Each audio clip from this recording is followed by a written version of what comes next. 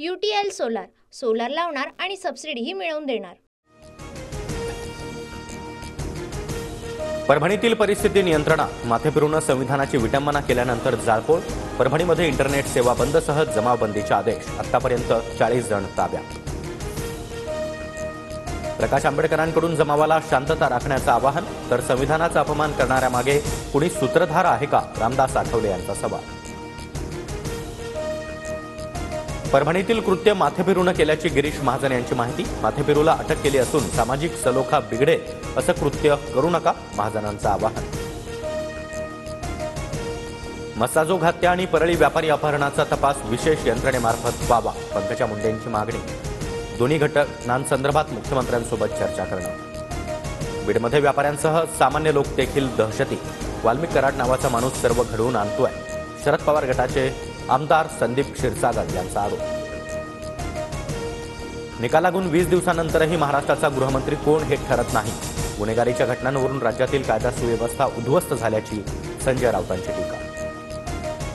खातेवाटपाचा तिढा सोडवण्यासाठी मुख्यमंत्री फडणवीस अजितदादा दिल्ली। काल फडणवीस शिंदे अजित पवार यांच्यामध्ये बैठक, तर आज शहांसोबत मंत्रिमंडळावर चर्चा। एकनाथ शिंदे मात्र मुंबईतच। दिल्ली दौऱ्यावेळी मुख्यमंत्री फडणवीसांनी घेतली राष्ट्रपती आणि उपराष्ट्रपतींची भेट। महाराष्ट्राच्या मुख्यमंत्रीपदाची सूत्र सांभाळल्यानंतर सदिच्छा भेट।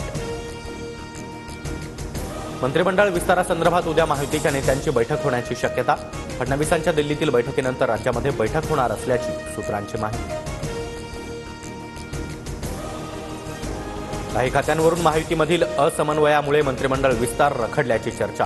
अद्याप भाजपची यादी देखील फायनल नाही, तर येत्या 1 ते 2 दिवसात विस्तार होणार, शिरसाट यांचा दावा। भाजप महाराष्ट्रात पुन्हा मिशन लोटस राबवण्याची शक्यता। महाविकास आघाडीतील काही खासदार भाजपच्या संपर्कात असल्याची सूत्रांची माहिती, तर भाजपमध्ये येणाऱ्यांचं स्वागत करणार, बावनकुळेंचं वक्तव्य। आमचे खासदार आमच्यासोबतच, बाकी बोलण्याचं कारण नाही, नाना पटोलेंची प्रतिक्रिया। तर ऑपरेशन लोटस नव्हे, भाजपचं ऑपरेशन डर, राऊतांचा निशाणा। नाराजी रोखण्यासाठी शिंदे गटात इच्छुकांना 2.5 वर्ष मंत्रिपद मिळण्याची शक्यता। शिंदेंच्या शिवसेनेला 10 कॅबिनेट तर 3 राज्यमंत्रीपद मिळणार, सूत्रांची माहिती।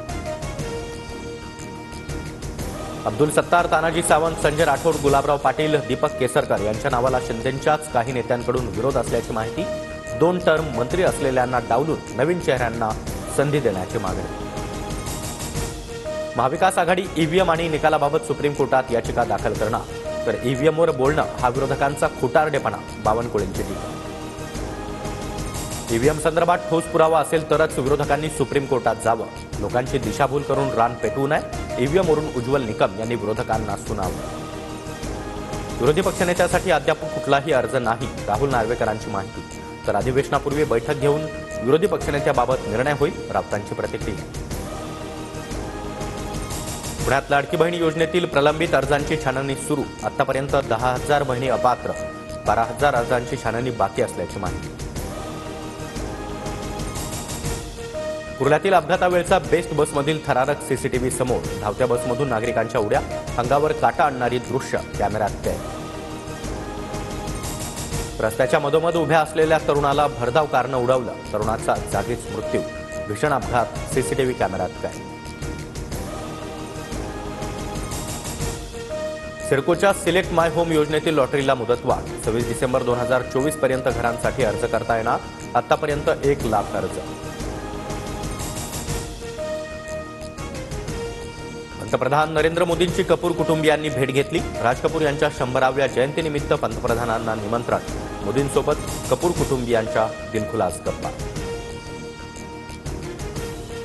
पुष्पा 2 चित्रपटाचा प्रेक्षकांचा मोठा प्रतिसाद। जागतिक स्तरावरील चित्रपटाची कमाई 1,000 कोटींच्याही पुढे।